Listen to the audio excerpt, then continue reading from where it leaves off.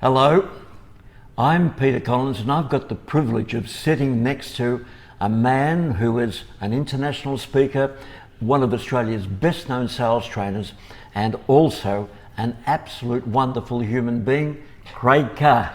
Welcome, Craig. Great to be here. You know, I've had the privilege of spending time with Craig and his family over the last couple of days, and I first got to see, and they're wonderful people by the way, and I first got to see Craig work around about a month ago on the Gold Coast here in Australia. And you know what? He was somebody special. I warmed to him straight away because me, with my background in sales, and I've only had 55 years. Yeah, just about got the hang of it. And Craig, with his background, that goes back 37 years now, between us, we've got about 93 years, I reminded Craig this morning, of sales experience. It's not 1 year 93 times, it's 93 real years of sales experience. And one of the things that I found with Craig, not only did I warm to him, but what Craig provided, and what you do provide, Craig, is absolutely uncanny and it's innovative, because what you're able to do is to take even the most complicated sales processes and make them sound simple, make them sound doable. And that's something most sales trainers can't do. And in fact, most of the stuff that you do is not only good, it's groundbreaking. And that's why I'm so privileged to be part of what you're about to do in the future.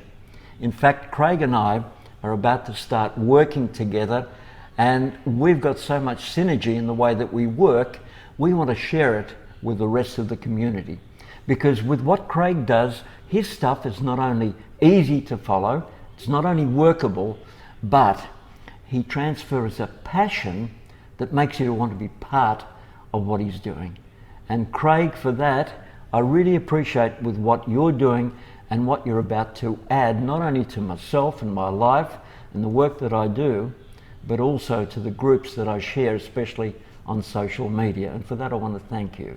Oh, it's my pleasure, mate, and thank you for the kind words. A little bit embarrassing, to be honest, but I take my hat off to you. I mean, this guy's been selling for over 55 years. He's got 140 books you've written, 70 just business books. Yep.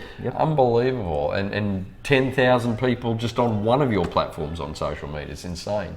So I tip my hat to what you're doing and what you've done, and your history. I mean, 3-time Hall of Fame record in sales. I mean, it's impressive what you've done. Thank you. You know, the interesting thing with what I've seen you do is you actually bring not only passion into what you're doing, but you take that passion to a different level. Not only because of your knowledge, but because of the way that you share the knowledge. Can you just share a little bit more of how you do that and what the reason is behind it? Yeah, I guess it's my passion in relation to how people sell. So I think if you look at sales in general, what works, what doesn't work in the market, it's not necessarily always the salesperson's fault. I guess how sales has been taught traditionally is more picking on what you've done wrong. You should do this, you should do that, as opposed to focusing on the client. What's happening for the client? What's happening for the customer? What are their wants? What are their needs? What are their desires, etc.? If we tap into more about the client and the customer, we will get closer to the sale. And I think this, like at a broad level, I think this is what is wrong with sales in general, and where most salespeople get it wrong. Unfortunately, I don't hesitate to mention too, though, it won't be their fault, because it's the way that sales has been taught traditionally. So we're doing something that's quite different. Yeah, and you know, with sales, a lot of people say, yeah, the customer's king, but they forget that without a good salesperson, there is no customer. Yeah. And if you've got no customer, the customer cannot be king. Yeah. Now, the reason behind that is most people have been taught that they have to sell a specific way without being taught how the professional sells. Yeah. And the way a professional or a super seller sells is so vastly different from the way the normal salesperson presents, sells, or even closes a sale and keeps a sale. Yeah, absolutely. Now, there's a lot of people that actually close sales, but those sales cancel. Can you just expand on that as well? Well, this is where we talk about tapping into what the consumer actually wants, what the customer actually wants. And it's their result that you're actually selling. So when you look at the history of sales, we kind of went through that the 40s, 50s, 60s, where it was that old school hard sales approach. As that kind of died out into the 70s, coming into the 80s, then they kind of flipped the switch to 180 degrees, and this soft style selling, spin selling came out, consultative type selling. This is just my opinion, but I believe both are equally as flawed. And if you look at the science now with respects to how effective hard selling is versus how effective soft selling, they're both just about as the same when it comes to conversion rates. So we've created something different, kind of in the middle, that says instead of focusing just on the sale, which is kind of the hard approach to sales, or conversely just focusing all on the customer, which is kind of the soft sell approach, we focus somewhere in the middle, and that is on the customer's result, the customer's outcome. If you focus on the customer's outcome, even when you get to the part of a selling situation where the customer kind of backs out a little bit, they go, well, I think I want to think about it, or I think I might need to talk to somebody else about it. If we're hard on their outcome, we can be soft on them, but say, well, hang on a tick, let's look at why you looked at this product in the first place. Let's look at why we talked about our service in the first place. Remember, you were wanting to do this, this, and this. Now, has anything changed around that? So you can kind of tap into where they are. I use the analogy of parents with children when it comes to giving them the medicine. Now, if you're a parent, we're grandparents now as well. Or even if you've never had children, you were a child at one point, remember the medicine, right? Nobody likes the medicine. So the hard selling is like kind of, well, I bought this medicine, you're going to take it whether you like it or not. That's kind of the hard approach. The soft approach is, well, look, if you don't like the medicine, if you don't like the taste of the medicine, I won't give you the medicine, all right? But the reality is the type of selling we want to teach is outcome focused. So we say to the child, look, I understand you don't like it, but if you want to get better, the medicine's how you're going to do it. So that kind of approach to it means you have to now focus, instead of your own attachment to the sale, you have to now attach yourself to the customer's outcome. You start doing that, your sales will shift instantly. It's incredible. Correct. And most of everything that people do in the selling area is based around perception. Yeah. The perception the client has of what you're telling them. Yeah. The perception of what you have about what the client needs. Yeah. And needs selling? No, it's wants selling. Yeah. It's what the client wants. It becomes your perception. Yeah. The other thing is, you also started talking about the consumer. Yeah. Now, one of the things that most people in sales have been taught is the USP when it comes to selling. Unique selling proposition. That's all about you and your selling. It's not about the client. It's not about what the prospect wants. It's about you. The modern way of doing it is CPB, consumer purchasing benefit. Once you work on the consumer purchasing benefit, guess what? The focus shifts to what the consumer wants and what the consumer wants to buy. And guess who's in charge of what the consumer buys? The consumer. Correct. So they're in control right from the word go. Yeah. Our job as salespeople is to gradually and gently lead them into making a decision which is best for them, not best for us. Absolutely. Now, while you talked about, let me just ask you also, there's a perception about what the marketplace is all about and what the marketplace should get from the salesperson. To me, it's a perception which again is flawed. Can you expand on that? Well, this is kind of one of the foundational things that we teach our students in our academy, is that the necessity to differentiate yourself from the customer's perception. So it's interesting you brought up perception, because you know that expression, perception is reality. So even though it might be perception, it's the client's reality. And whether we like it or not, there's this kind of distasteful feel around sales, selling, salespeople. We're not going to change that. That's already there. The only thing we can do is differentiate ourselves from the average salesperson. So if you look at the average salesperson, they're typically recognized for doing a lot of talking. They're all about them. They just want you to buy my stuff, buy my stuff, buy my stuff. This is why we put this guard up, this barrier against salespeople. Even when we're selling, we don't like when we have pushy salespeople try and sell us, particularly when we're good at what we do. We know that's not the way to convince me. That's not the way to sell me. So what we do with our students at a foundational level is get them to stop being perceived as a salesperson and start being perceived as a doctor. So when you think about what a salesperson does differently to a doctor, of course we said that salesperson does a lot of talking, the doctor does the opposite. The first thing, you sit down in front of the doctor, the first thing they're going to do is start asking you questions. How do you feel? How long have you been feeling like that? Now, of course, then we provide the answer.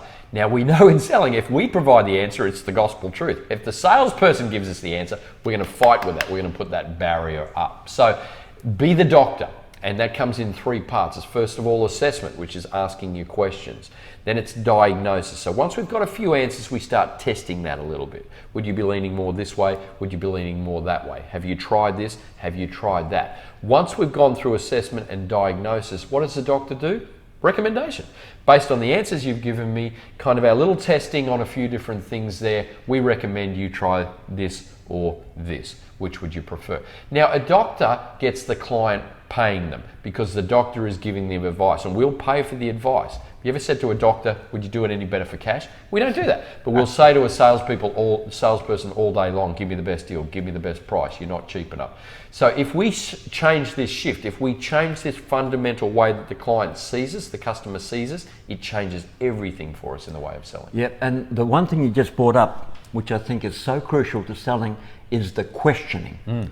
Most of the salespeople actually question, and once they've got the question out, they're thinking of the next question. Yeah, exactly. Instead of listening to what the prospect has to say. How in the heck can you ask the next question until you've heard what they've said? Exactly. Most salespeople want to do it that way, yet the professionals, you and I know, what do? They listen to the answer, they don't answer immediately. It's not a reaction, it's a response. So they take a few seconds to think about the question. They look like a doctor while they're computing whatever's happening, and then they ask another question. They never blurt out the answer. And the more you do that, the closer you can get to what the client is actually looking for. And when you know that, guess what happens? You get the hot button. And most people say, I need the hot button. But what are you doing to achieve that aim? What questions are you asking? And how intently are you listening to every one of the answers? Because when you do get the hot button, it doesn't come because you forced it, it comes voluntarily. And most of the times, every hot button you receive is a voluntary answer. And I've learned over the years not to listen to the first answer, the second, or even the 10th. And when I feel I've got a hot button, the first thing I do is I write it down in front of the client. Why? So I don't forget, but I can then also use it as a reinforcement when I go to summarize whether it's that section of the sale or another part of the sale. Now, when you do that, you've got one hot button. Ask more questions, get a second hot button. Ask more questions, get a third hot button. And it's simple then to work out which of these three are the most important to you. Absolutely. Guess what happens then? The person tells you, this is what you need to sell me. How many people in sales are doing that? Nobody. And you know, the funny thing is, we're all learning. And while we're learning, we've got to become teachable. Because as salespeople, the longer we stay in sales, the more we grow, the more teachable we become, the better we sell, because selling is about money. The more we sell, the more we earn. But most salespeople don't quite get it. So they don't get enough prospecting done. They don't have a reserve of prospects they can call on. They don't have customers they can pick up more referrals from. And guess what?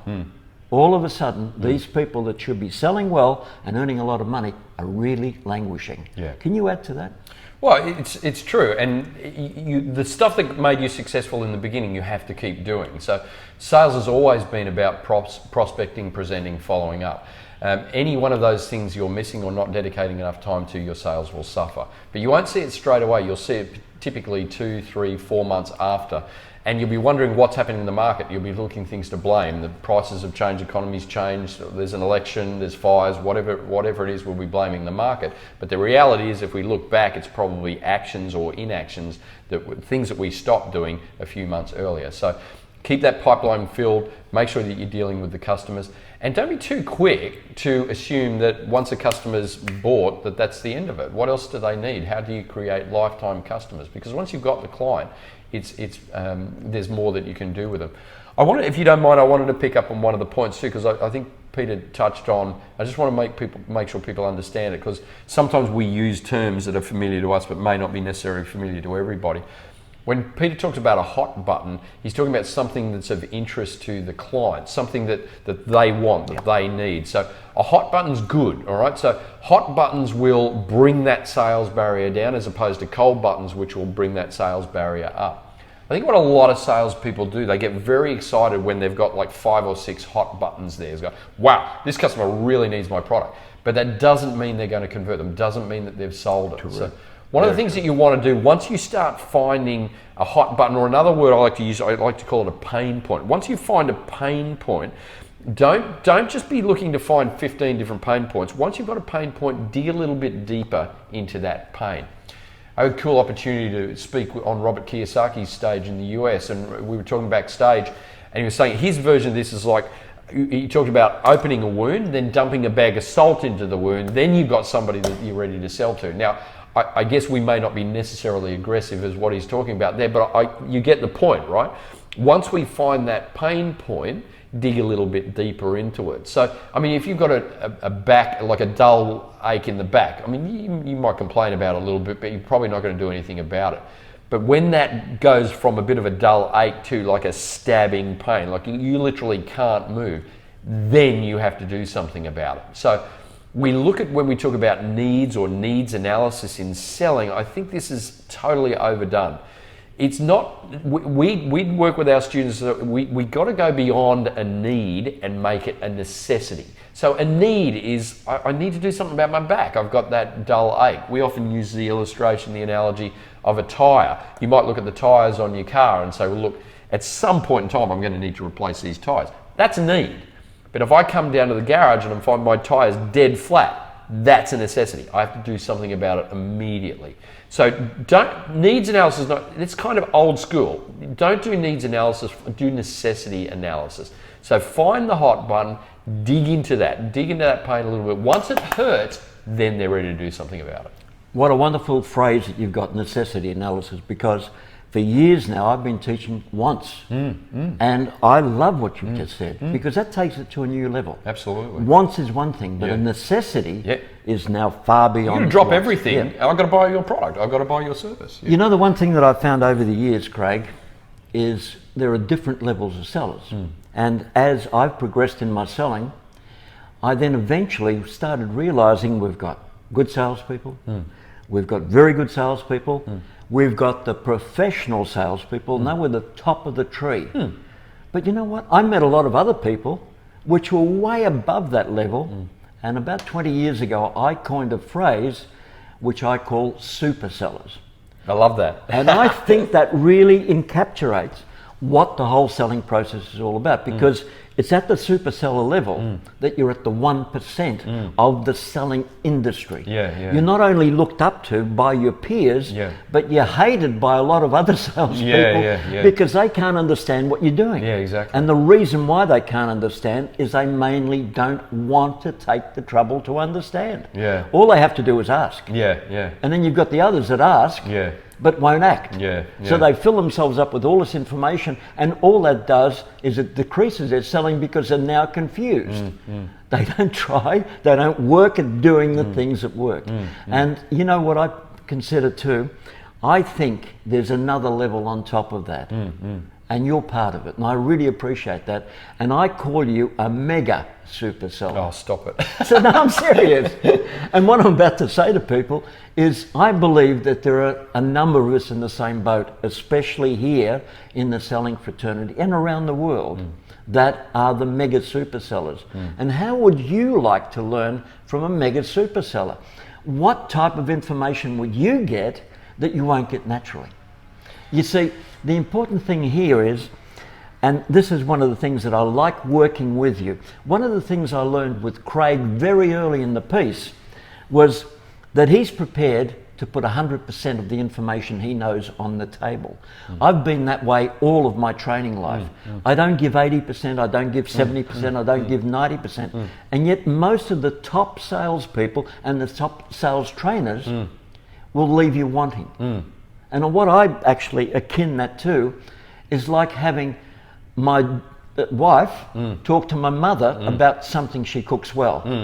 Mum's not stupid. She's going to leave out a vital ingredient, probably give 90%, 80% of what my wife's going to need to know. And guess what? Yeah. She'll never cook like my mother. Yeah. And the same thing happens with selling. If you have a process that you use that's very successful and you leave out 1 or 2 or 3 vital ingredients, what's going to happen to the people that you're actually training? They're going to get part of the process and the rest they're going to need to actually sort out for themselves, or they're going to be left wanting. And when you're left wanting, that's going to put a bit of a sour taste in your mouth, because you're not going to trust other people to train you either. No. Right, so you're going to start backing off. But you're not even going to believe in that first person, because what they've taught is not going to work, because you haven't given them the whole recipe. And if they're doing something and it doesn't work, they're going to look at you as the person that gave them the flawed idea. Correct. Yeah. And they'll blame you and everybody else that comes after you, no matter how genuine Absolutely. and how professional they are in what they do. Yeah. You know, the most important thing from what I've learned from you, and I've seen you work a number of times now, and you actually don't hold back, but you give information at a level that many people don't comprehend. But what I like also is that you go over the same subject 2 or 3 times until they start getting a handle on it. And that is another thing that I think the sales training industry can learn from, and especially those wanting to learn from the professionals that have got that information that they need to learn with. Now, you've taken things to a new level, not only in selling, but in the whole process that you've been developing for quite some time now, that takes the people to a level beyond that level above the level. And that's something that I haven't seen in the industry before. Thanks, it's mate. unique. Thank you. And it's something that I'm so proud to be a part of, joining in with you in what you do and how you do it. Can you just give us some more information on that, Craig? Yeah, I guess maybe just to give you a little bit of background behind that is because I really don't class myself as a sales teacher or a sales trainer. What I do is really teach communication. So I have diplomas in professional body language. I have diplomas in applied psychology. So I'm very much about reading clients, reading people, and understanding brain science to know how the human brain thinks in certain situations. Now, we can partner that now with the technology that we have available through not just MRI, but functional MRI now, which we can actually scan the brain at certain parts. So we know what's happening in a person's brain at certain parts throughout the sales process. So we know most of what's been taught in sales and around sales. Everything you've ever been taught around how to pitch, how to negotiate, how to sell is fundamentally flawed from a brain science point of view. Now, this information is available to anybody when you understand how the brain works. So it's not something I'm specifically coming up with. But I scratch my head when I look at the way sales was taught. It's just not going to work from a brain science point of view. So what we're doing is something totally different. I'm kind of the guy, and I was told, the start of my sales career, it was a disaster, because I was told, I was passed over 3 times for a sales job. They said to me, you will never be able to sell because you're not pushy enough. So I guess I spent the rest of my career proving that you could sell without being pushy, proving that you could sell without being aggressive, without using sort of manipulative tactics and techniques. And I built a sales model around pure authenticity. And this is not a trick. This is not like faking sincerity, right? This is like literally, you call a spade a spade. If a customer's confused, you literally ask them, why are you confused? So there's no tricks, there's no watch this hand while I'm doing something with this hand. And what that's enabled me to do is with our students, even students that are brand new, but we have people coming through our academy that are orthodontic organizations, dental organizations, psychologists, interior designers. These people, don't be fooled. These people are selling, but they can't appear salesy from their industry point of view. In fact, they're even restricted in advertising and other things like that where they can't be salesy. So we are teaching them to increase their conversions, increase the amount of customers coming into their doors without using techniques or pushy tactics, because it will bring them undone. My wife is joking, calling us the dentist whisperer at the moment. We've got so many dentists coming through our program at the moment, it's ridiculous. But it's fun. We're teaching sales in a totally different way. Now, to come directly to your question, what we're doing is kind of pretty cool. So I was doing an event on the Gold Coast about a month ago where we were introducing in the market something brand new. Nobody, I don't believe anybody in the world is doing this. Right. Certainly not to my knowledge. Where we will actually, we're not just teaching public speaking, because those of you who know me, and Pete, you know I'm an international speaker, so I spend a good portion of my time selling from stage in other parts of the world. And you know the science attached to selling from the stage is very, very different in selling from one to one. Correct. And it's very different from just being a good speaker or being able to do a keynote or a presentation. Very, very different science, particularly if you're going to do it in an ethical way and no sort of hype and run to the back of the room BS that we see a lot of them use. So what we're doing now is we're working with individuals or businesses that have a product. They have they're either coaches, consultants, businesses. They have a message that needs to go out to the world, but they might not be able to do it. There might be a disconnect between them being very, very good at what they're doing and them being able to move a large number of people to buy into their product, buy into their service, etc., etc., etc.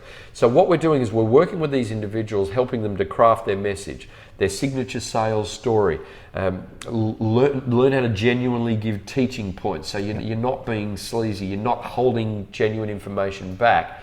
And where we're taking it to another level is I'm partnering with these individuals. And this is something you and I are doing together, and that's why we're kind of excited about and wanting to do this video together. Peter and I will be doing this. So I will partner with that individual. Not only will I teach them everything I know about selling from the front of the room, and I close at rates that most people will tell you can't close at rates. I'll close 70, 80% of a room. There's nobody doing it. Pete was at an event a month ago on the Gold Coast where I closed 100% of the room. Yes. Yep. Who does that, all right? Nobody. And what I can do, not only will I teach the individual that, I'll come in and do it for you. I will literally come in, craft your presentation. This is what we've been doing for the last two days. Pete and I have been honing and crafting his presentation, but I will come and do the event with you, and I will close the event for you, and we'll split the revenue. Nobody's doing that. Yep. So this is not only is this groundbreaking, this is totally innovative. We're very excited about what we're doing. We're going to work with your group as to how we might introduce some of them into what we're doing, because obviously it's limited the capacity that we can do this. So we're kind of hand selecting and hand picking the people that we're going to do with this.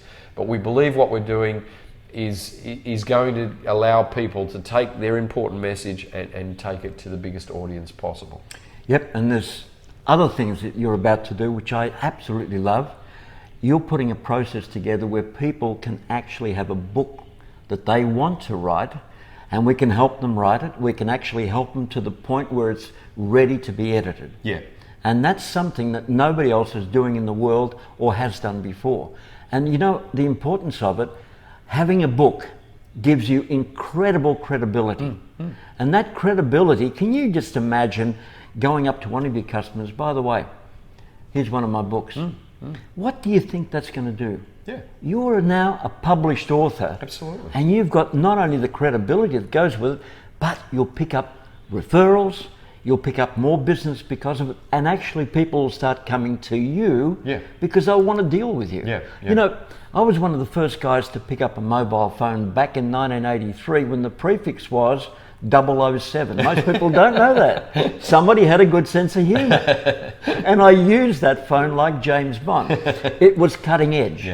But you know, for the first 2 or 3 years, I wrote more business with people calling me because they wanted to talk to somebody on a mobile phone than other people would write chasing business. And I found that absolutely incredible. And we're at that point now where we can offer the individual the same thing. If you've got a way of getting people coming to you, and I believe a book does that, because I know how much business I've picked up over the years just with the books I've written. That's why I keep on writing them. The credibility factor is great. Now, one of the things that goes with credibility, and I've heard this so many times, and I want your opinion on this, because I've heard so many people say, I don't sell anything. I let them buy from me. And then when I watch what they do, they're using every closing tactic in the book to get people to buy. They're actually leading them step by step. Now, What are your thoughts on that? Because to me, I think that's a wrong way of selling. Well, I talked about authenticity before. Yep. I'm just 100% authentic. So if I want to get somebody to buy my product, I'm going to tell them I want you to buy my product. So there's no tricks with it. What I'm literally doing with the folks I sell to, because I'm still actively selling, I just don't teach it. I've got a sales business that I've still been running for over 26 years. And so we're selling not just B2B, but business to consumer as well. So I can tell you what's happening in the market like today, like what consumers are saying. The thing, and anything that comes across now is non-authentic, they will just catch you in it. So and don't, like, the consumers can Google the same sales tactics that you're trying to use on them. So you just be real. Think of it as how you would talk to your friend, or how you would, if your Uncle Bob came in to buy something off you, you're not going to use sales tricks on Uncle Bob. You're just going to talk to Uncle Bob about the product and see whether it's a fit for him. So why not sell that way? Literally sell that way.